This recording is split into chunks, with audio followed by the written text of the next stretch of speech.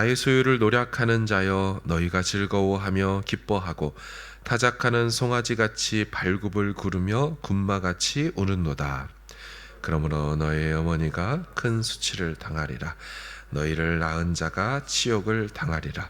보라, 그가 나라들 가운데의 마지막과 광야와 마른 땅과 거친 계곡이 될 것이며, 여호와의 진노로 말미암아 주민이 없어 완전히 황무지가 될 것이라. 바벨론을 지나가는 자마다 그 모든 재난에 놀라며 탄식하리로다. 바벨론을 둘러 대열을 벌이고 활을 당기는 모든 자여, 화살을 아끼지 말고 쏘라. 그가 여호와께 범죄하였음이라. 그 주위에서 고함을 지르리로다. 그가 항복하였고 그 요새는 무너졌고 그 성벽은 허물어졌으니 이는 여호와께서 그가 행한 대로 그에게 내리시는 보복이라. 그가 행한 대로 그에게 갚으시는도다. 파종하는 자와 추수 때에 낫을 잡은 자를 바벨론에서 끊어버리라.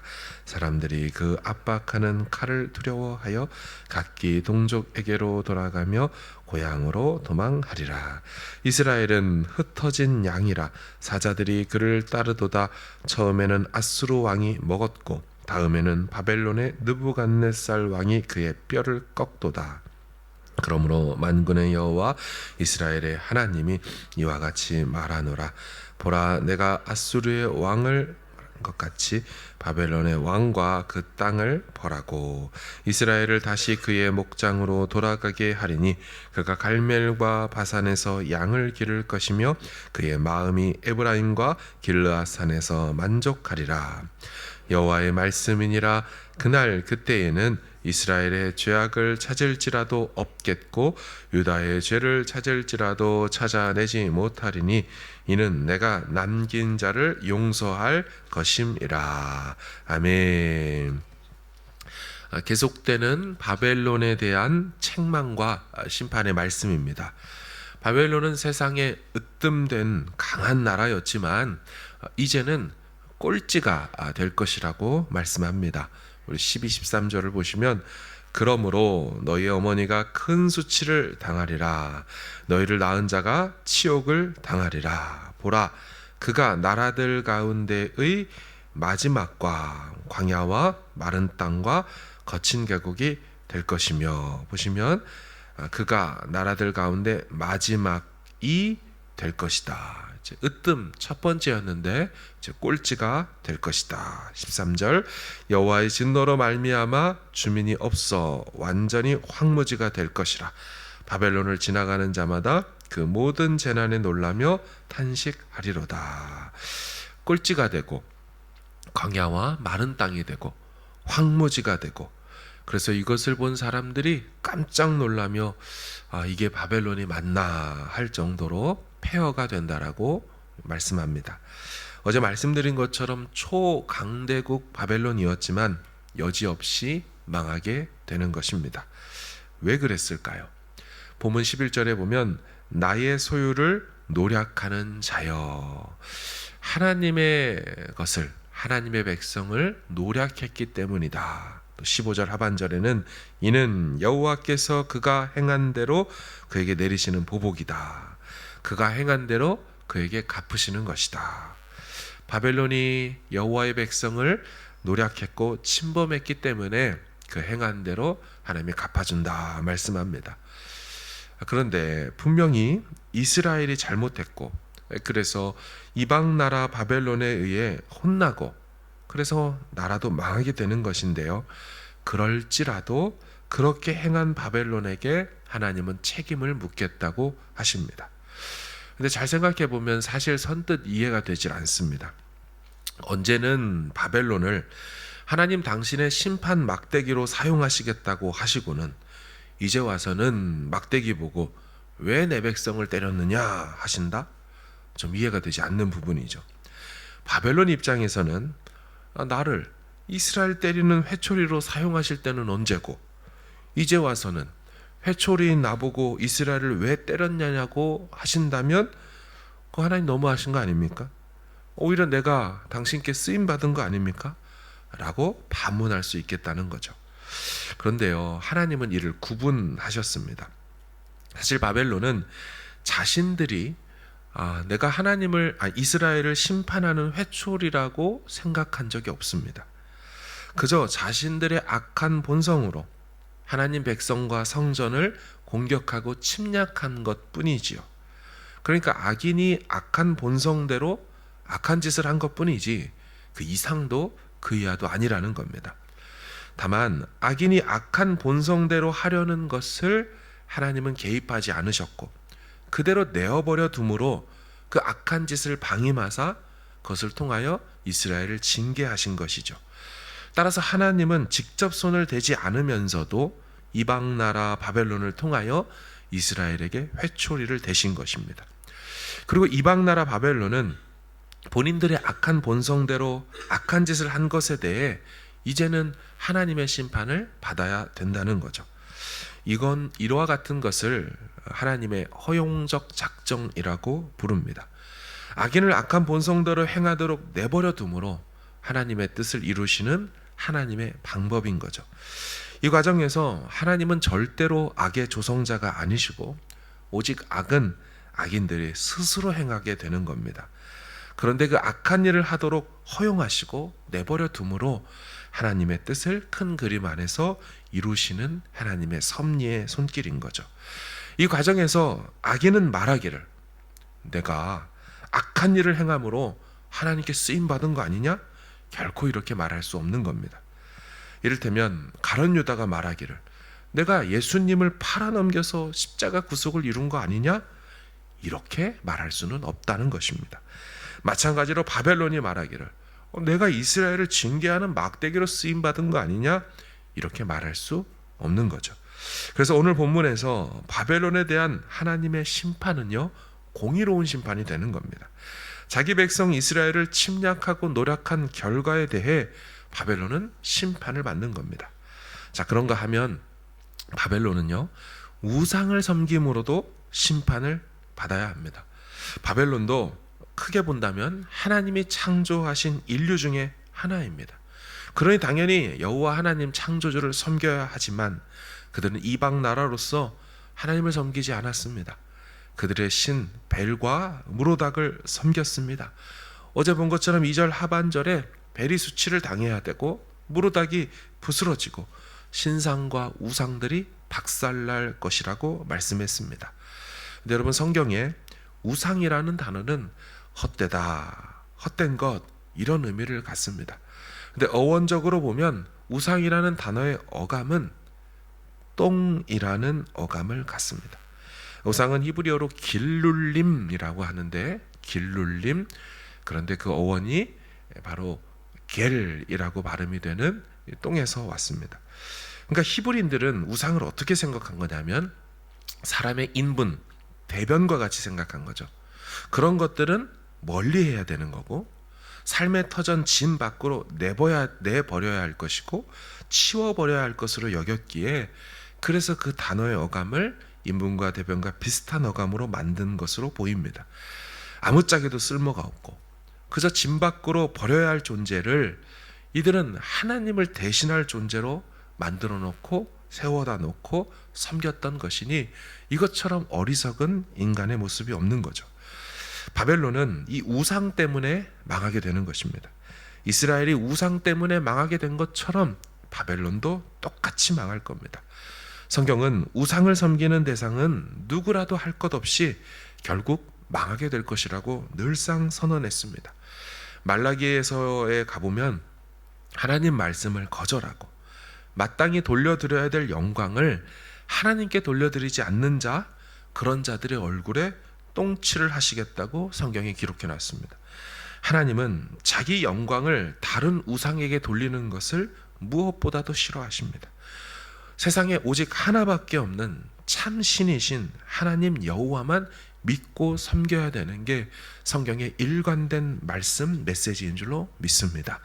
그런가 하면 오늘 본문 17절 이하는요, 이스라엘에 대한 회복의 말씀이 기록되어 있습니다. 17절에 보시면 이스라엘은 흩어진 양이라 라고 말해요. 흩어진 양이다. 그리고 어제 본문 6절을 보시면 내 백성은 잃어버린 양떼로다 두 구절이 동시에 병행해서 나오죠. 비록 범죄하고 바벨론에 의해 그래서 망하고 끌려가고 팔려갔지만 하나님은 자기 백성을 결코 잃어버리지 않으신다는 것이 오늘 본문의 또한 메시지입니다. 70년이라는 하나님의 정한 때가 지나면 다시 돌아오게 하실 것이라고 합니다. 그들은 여전히 내 백성이고 그들은 잃어버린 양이고 흩어져 버린 양들이라고 하십니다. 19절을 좀 보실까요? 이스라엘을 다시 그의 목장으로 돌아가게 하리니 그가 갈멜과 바산에서 양을 기를 것이며 그의 마음이 에브라임과 길르앗산에서 만족하리라. 무슨 말씀입니까? 다시 회복시킬 거라는 거죠. 이스라엘을 그의 목장으로 돌아가게 하실 것이다. 그의 목장, 바로 여호와의 품으로 다시 불러들일 것이다 라고 말하죠. 그러면 외관적이고 외면적인 회복만 있을까요? 이어지는 말씀은 내면적이고 영적 회복도 같이 말씀합니다. 20절을 보십시오. 여호와의 말씀이니라. 그날 그때에는 이스라엘의 죄악을 찾을지라도 없겠고 유다의 죄를 찾을지라도 찾아내지 못하리니 이는 내가 남긴 자를 용서할 것임이라. 아멘. 하나님께서 그날에는 다 용서하시겠다고 하십니다. 그들은 여전히 죄인들이지만 하나님께서 하나님 편에서 죄를 다 사해 주시고 다 씻어 주시겠다고 약속하고 계시죠. 여러분, 이 말씀은 그들이 70년간 벌받은 결과로서 일어나는 것일 수도 있습니다. 그러니까 죄를 졌기에 감옥행으로 70년간 가 있었던 겁니다. 그래서 이 70년형을 다 받은 결과로서 이제 형벌이 끝났기 때문에 용서했다라고도 말할 수 있을 것입니다. 하지만 이 말씀은 후에 오실 아들 메시아 예수를 통하여 그들의 죄를 다 용서하실 것을 예표하는 말씀으로 보아야 할 것입니다. 왜냐하면 어제 말씀 5절을 보면 이런 표현이 등장하고 있기 때문이죠. 5절을 잘 보십시오. 그들이 그 얼굴을 시온으로 향하여 그 길을 물으며 말하기를 너희는 오라. 잊을 수 없는 영원한 언약으로 여호와와 연합하라 하리라. 잊을 수 없는 영원한 언약으로 여호와와 연합하게 될 것이다.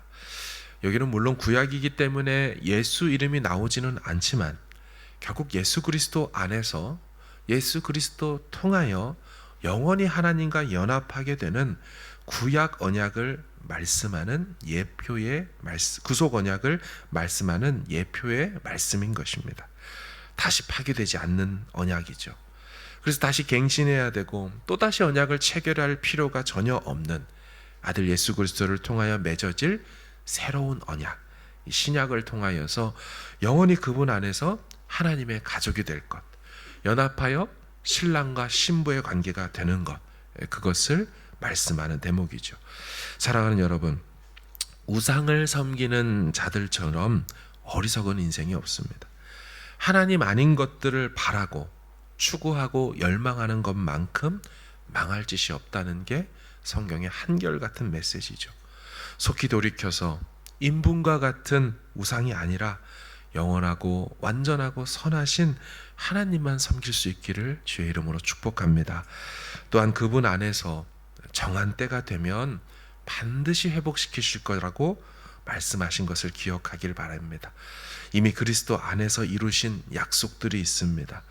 예수 그리스도 안에서 우리는 하나님과 연합되었고 접붙임 바 되었습니다. 따라서 우리의 모든 삶은 그분 안에서 그분과 동행하는 삶을 이미 살고 있는 것이죠. 아까 했던 찬양처럼 성령이 계시네, 할렐루야 함께 하시네, 좁은 길을 걸으며 밤낮 기뻐할 수 있는 것은 주의 영이 우리와 함께 하심으로 언제나 그분 안에 있다는 사실을 기억하는 것 때문일 것입니다. 오늘도 이 순례의 길을 기쁨으로 능히 걸을 수 있는 저와 여러분 되기를 주님의 이름으로 축원합니다. 아멘.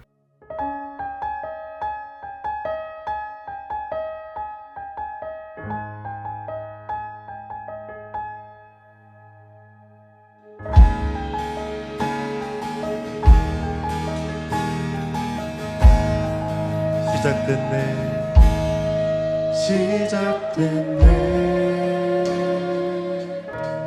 우리 주님의 능력이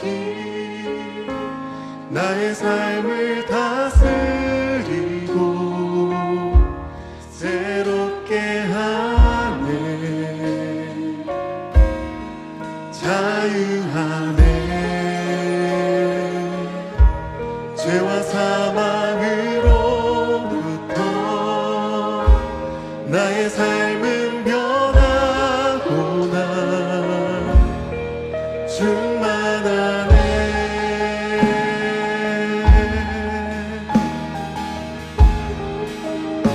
시작됐네.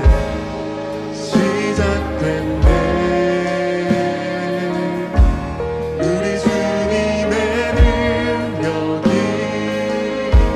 나의 삶을 다스리고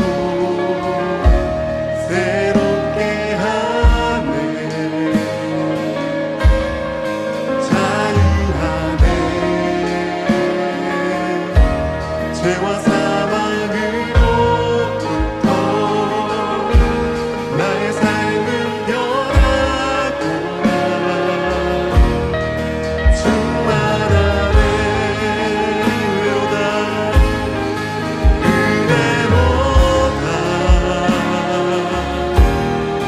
주의 은혜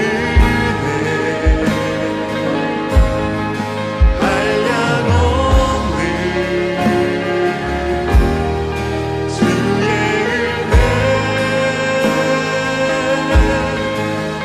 은혜로다. 주의 은혜 변함없는 신실하신 주의 은혜.